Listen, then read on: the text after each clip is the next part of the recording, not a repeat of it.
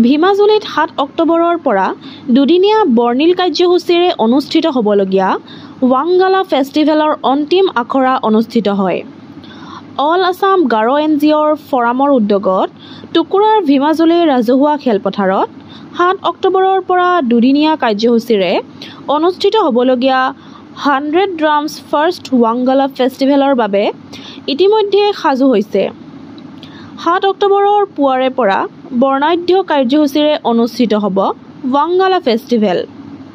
ইতিমধ্যে ভীমাজুলিৰ ৰাজহুৱা খেলপথাৰত প্ৰস্তুতি প্ৰায় পূৰ্ণ হৈছে।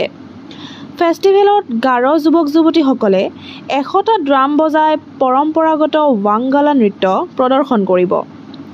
আজি শেষবাৰৰ বাবে উৎসৱস্থলীত মেঘালয়ৰ পৰা অহা যুৱক-যুৱতীৰ লগতে স্থানীয় যুৱক-যুৱতীসকলে পৰম্পৰাগত নৃত্যৰ শেষ আখৰা পূৰ্ণ কৰিছে।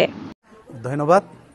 আজি আমি অল আছাম গাৰো NGOs ফৰামৰ পৰা আপোনালোকৰ নিউজৰ মাধ্যমেৰে জনাব বিচাৰিছোঁ যে আজি এই ভীমাজুলি গোৱালপাৰা ডিষ্ট্ৰিক্টত 100 ড্ৰামছ ৱাংগালা ফেষ্টিভেল পাতি আছে আৰু এই ৱাংগালা ফেষ্টিভেলত মেঘালয়ৰ পৰা তুৰা, উইলিয়ামনগৰ আৰু টিকৰিখিলা আৰু আমাৰ অসমৰ পৰা